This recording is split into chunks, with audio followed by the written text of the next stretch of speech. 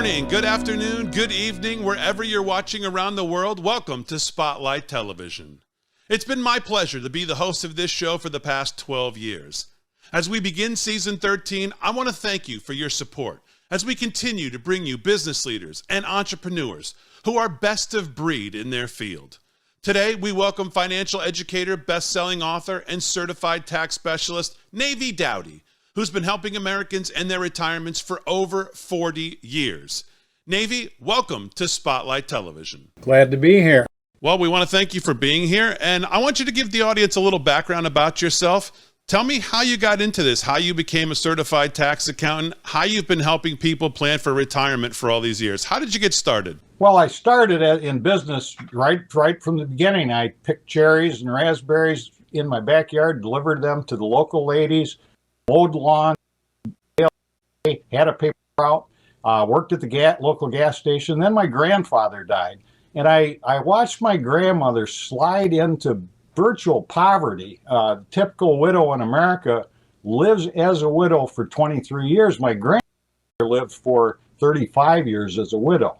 And they were pretty prosperous when he was alive, but they really didn't have their retirement account set up right. His pension stopped. He was a chief engineer at a paper company, built the giant generators that ran everything. But they didn't have things set up right, and I saw her slide into poverty. Then after I got out of paper engineering school at the university, I worked in industry for a while, and I was stationed out away from the home office. And a couple years went by, and then they wanted me to move back to the home office, and I was making way more money actually investing in real estate at the time. So I decided just to change professions and do that. And from that, I learned that income and profit is way more important than wages if you want to try and get rich. So that's kind of how I did. I realized that the mindset that we have nowadays, most people have nowadays, is really, really broken. Everybody tells you just hang on, the market will come back, things like that. And money seems to be managed just like it was for people when they're 25. And yet now 78 million baby boomers are going into retirement. So if you think about it, if you just keep on going with the status quo, your money's going to get eaten up by taxes, rising and rising inflation. It's kind of like the double smackdown. Very interesting stuff there, especially in the time we're living in right now. There's a lot there to dig into. Obviously, inflation. I always tell people inflation's like a big ice cube in your garage, and the government keeps turning up the heat, and that melting away slowly as your purchasing power goes away.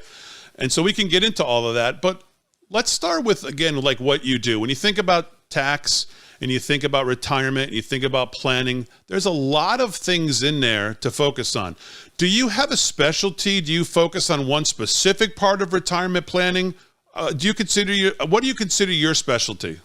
Well, I found over the years, first of all, by having all that experience of having actually developed investments for people myself, actually built them, I learned that what they're more interested in is saving taxes. I always remember I invented this thing to make sound not transmit between apartments. And I was building this apartment complex for a cardiologist. And he was in my office, and I had a mock-up of this system sitting on my desk, and I was very proud of it. So I'm bragging to him about it. And he said, "Oh, that's great. What about the tax savings?" Next day, an orthodontist is in my office. I'm building some buildings for him. Same thing. Bragging about my system, and he says, "Hey, does that really work? Looks good. What about the tax savings?" So from that, eventually I learned that they don't care about my great invention. All they really cared about is the tax savings.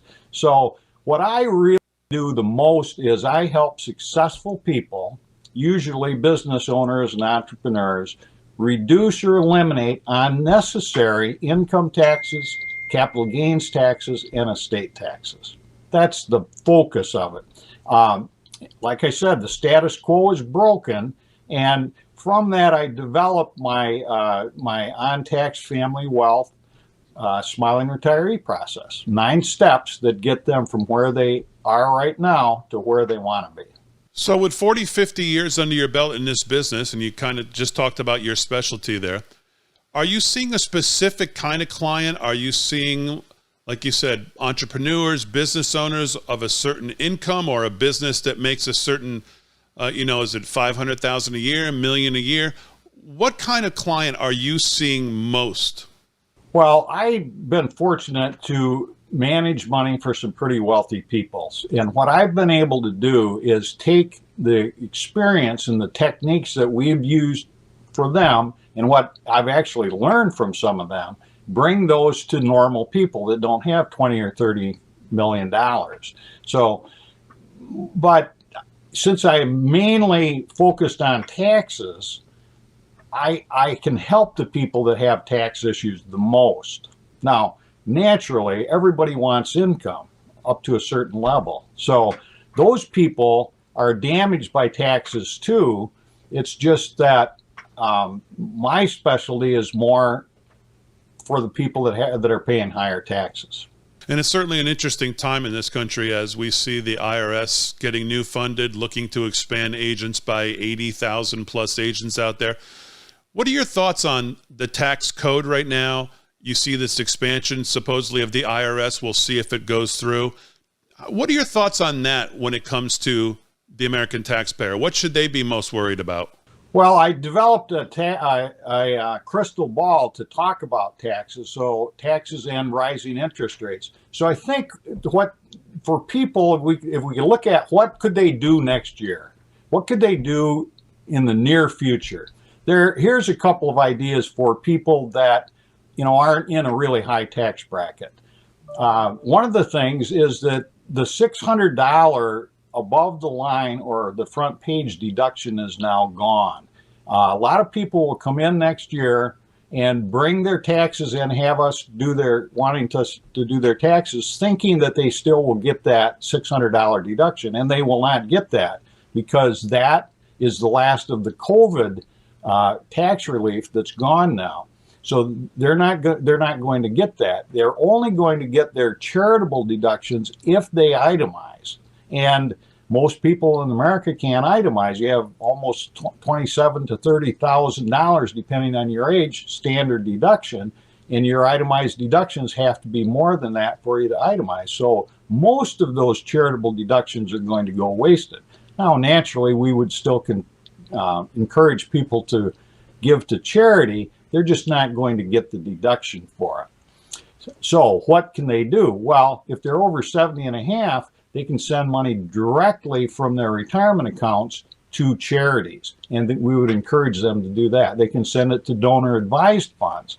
Then they can send money to the charity, which is their own donor advised fund, and they don't have to necessarily give it to the charity right away.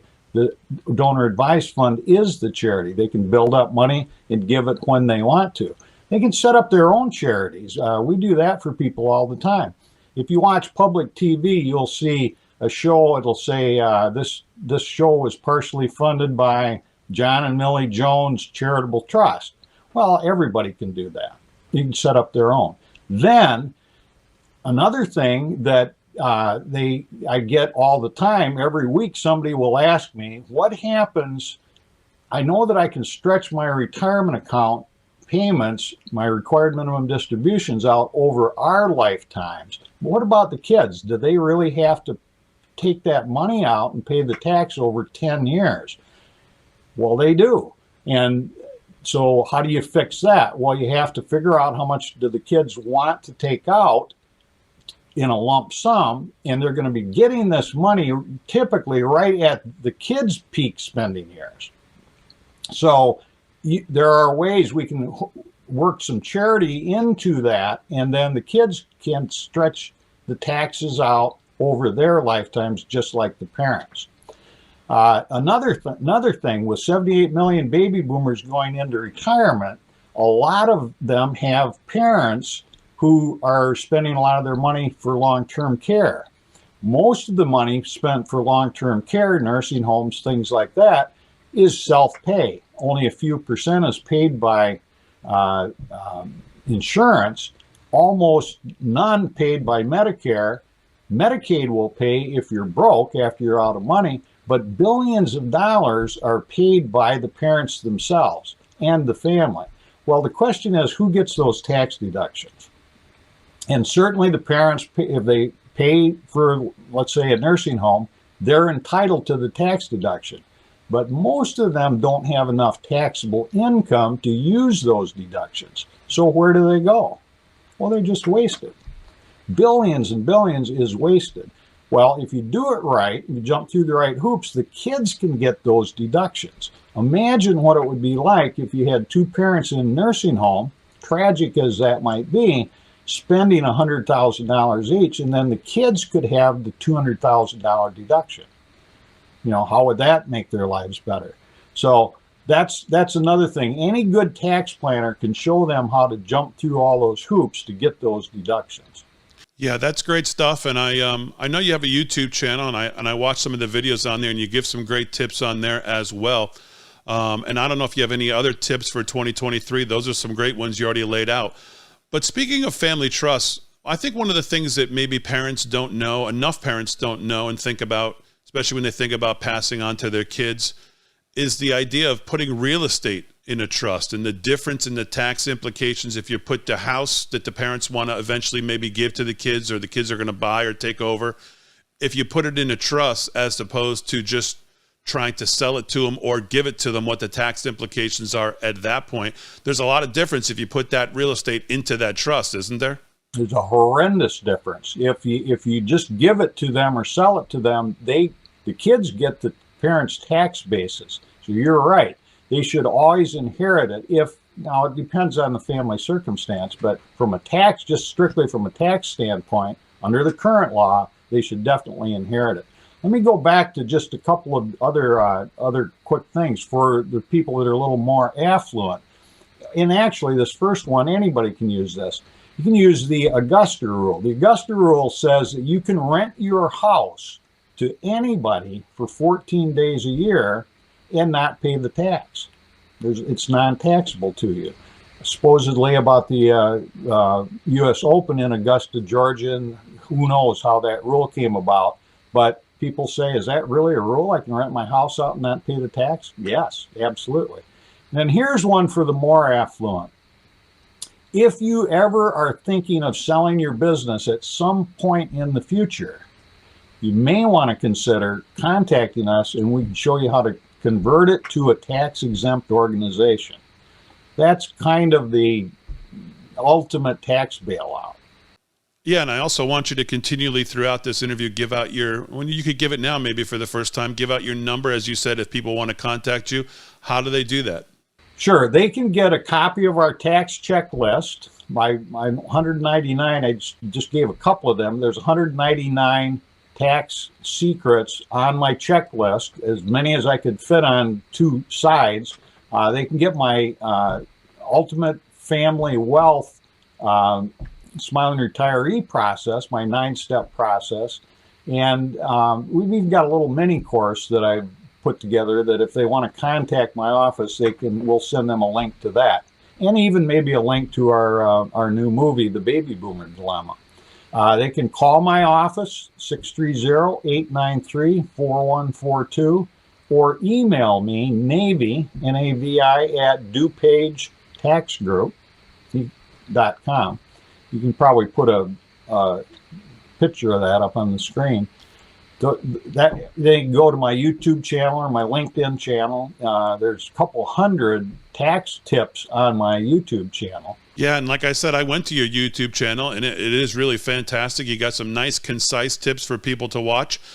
And I think it was there that I heard you talk about the 3 financial tidal waves. So can you explain the 3 financial tidal waves to the audience, what they are? Sure. I was sitting at a conference in New Zealand early in 2016, looking out the back window of the little cafe, and I saw the waves crashing up on the beach, and I thought, there are 3 coming financial tidal waves. I call this my ultimate financial tsunami, because what's going to happen, and this was a theory back then: rising interest rates, rising inflation, and rising taxes. Like I said, it was just a theory back then. Obviously now, rising interest rates and rising inflation's in the news every day. So, and taxes are set in the code to go up on January 1st, 2026. So those three things are no longer just a theory. Unfortunately, and I hope they didn't come true, but unfortunately, it looks to me like they're true. They're here. I guess for people who obviously still have some years in front of them of earning, you think about 2026 and beyond. So, the planning is very, very important. Very good. So let's talk about some of your books. Obviously, I said you're a best-selling author. The Tax Secrets for the Smiling Retiree, you've already mentioned. Financial Success for the Smiling Retiree. You're known as the inventor of the unique smiling retiree process. Tell me about, what do you get out of writing books? Why do you do it? Every author finds different things in their writing. Tell me about why you write, and tell me about some of these books. Well, I just wanted to write down, I had written chapters for, to different ideas to give to my clients. I wrote a chapter for Kevin Harrington's new book, Build Wealth Like a Shark. In fact, that's another, we could send our viewers that chapter if they want. It's called The Worst Retirement Strategy That Almost Everybody's Using. So if they want that, we'll send them a copy of that. But I just consolidated all the things that I had written and given to my clients, as standalone things. I wanted to get that all written down in one place. So my best-selling book, Financial Success for the Smiling Retiree, is over 50 tips for finance, and it's very broad. So it covers the kind of covers the whole spectrum of, but mainly revolving around people going into retirement.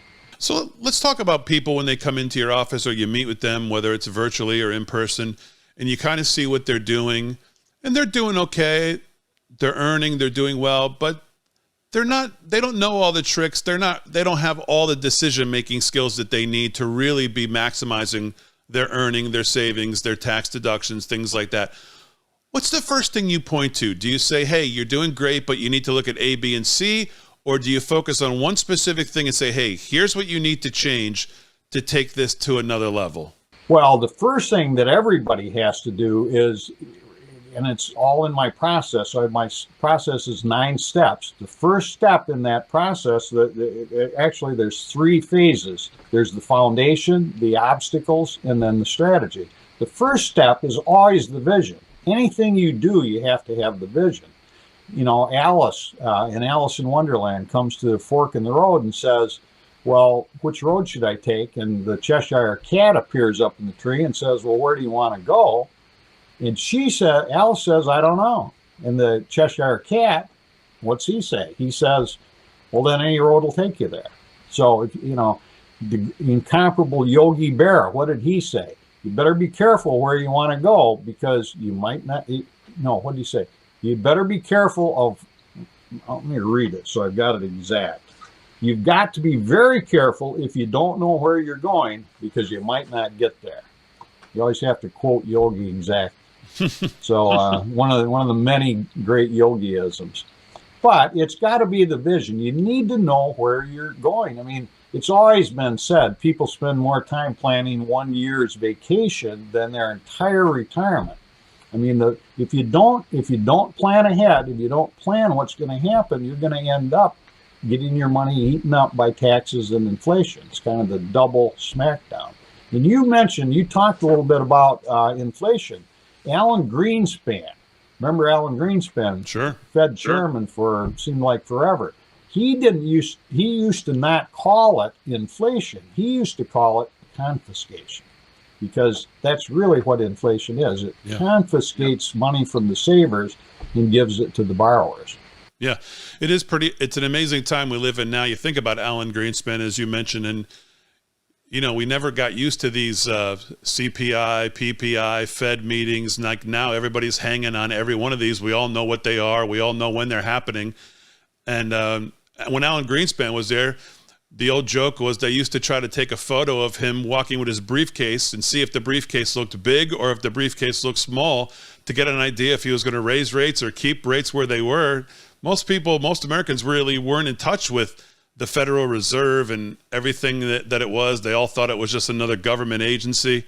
But it is interesting now, the time we live on with inflation, like you say, is really the most insidious tax there is.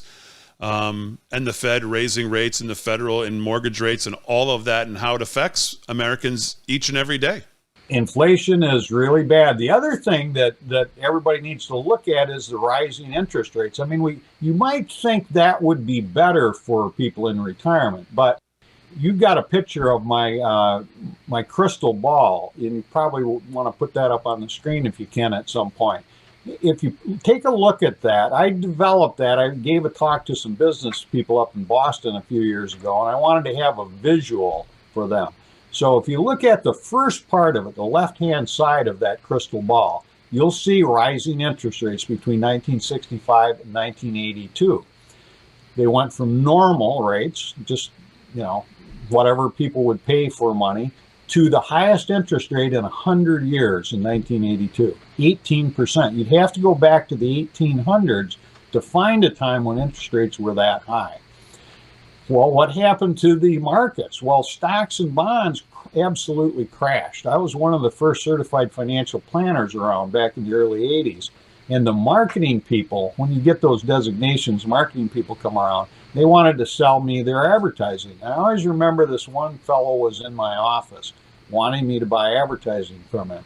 And he said, whatever you do, never use the words the market. Never say mutual funds, because people had been losing money for so long in their mutual funds that they hated the market. The market didn't get back, and when we say the market, usually thinking of like the S&P 500 stock index, didn't get back to where it had been in 1965 until 1984.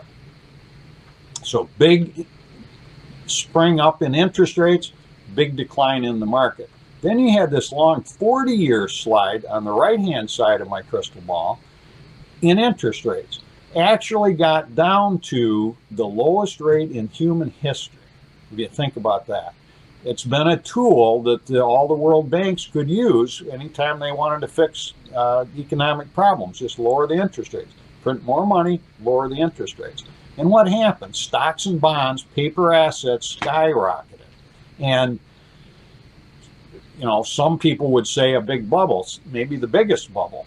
The question is, what happens next? Are we more like the time between 65 and 82 with rising interest rates and declining markets, or are we more like the long 40-year slide down to the lowest rates in human history and a big stock market and bond market bubble?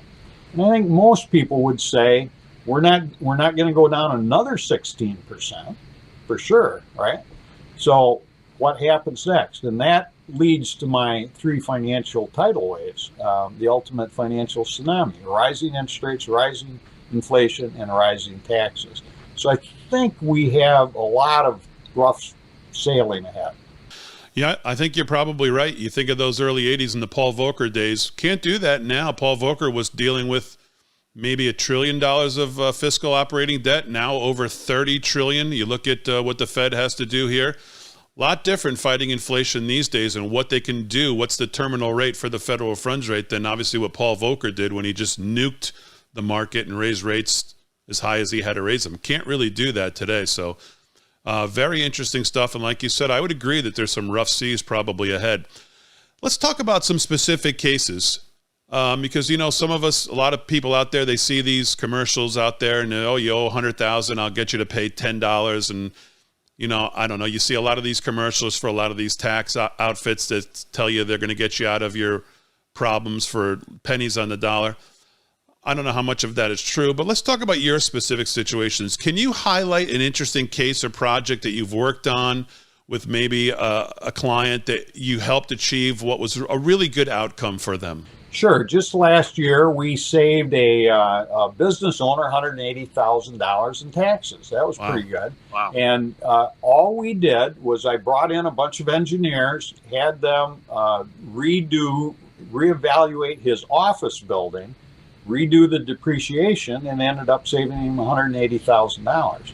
And my kind of rule of thumb for that is whatever it costs to do that, paying all those guys and everything, we should be able to see at least 3 times the savings.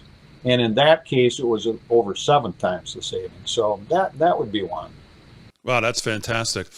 And I guess continuing with that thought, you've done this for a long time. I'm sure you get a lot of gratitude and you get a lot of pride out of helping people and kind of setting them on the right path, whether they're older, whether they're younger.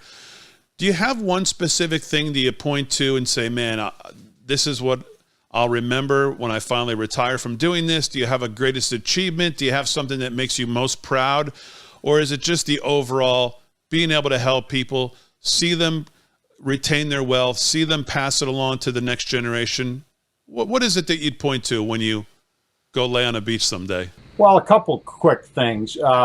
I always thought back in the beginning, I heard, I was driving down the street, I heard a survey, I think it was Paul Harvey was talking about it, where he said the profession that the most people wanted to get out of was teaching.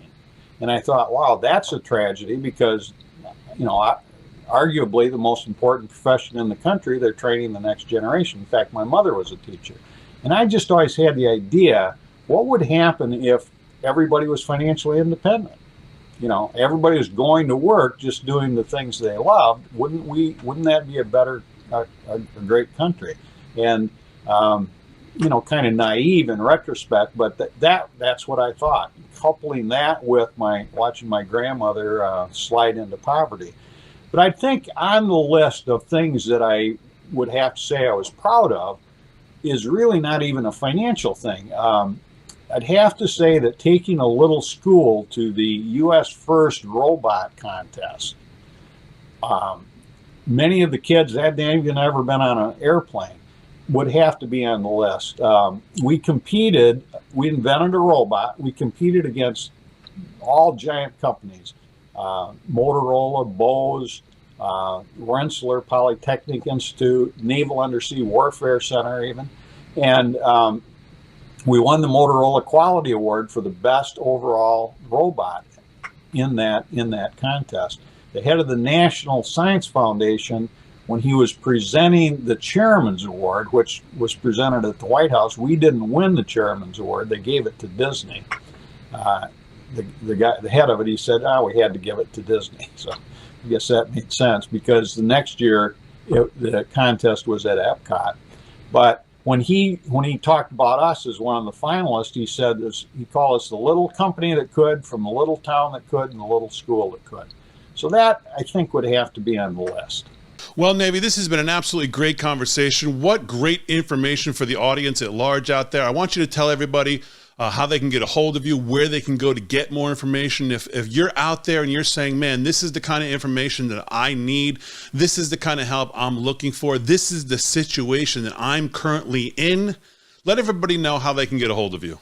Well, they can just go to NavyDowdy.com. They can see a lot of interviews. Certainly the YouTube channel. Just look me up on LinkedIn. I have a bunch of postings on there.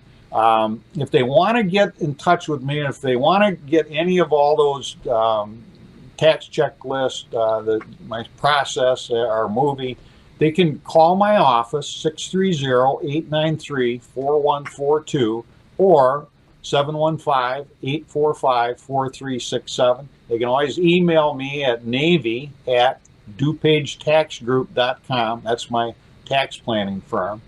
And that's probably the best way. And then, like I said, I also made a little mini training that we'll give to anybody that wants it, going through a brief overview of all the steps in the Smiling Retiree process. We can send that to them too.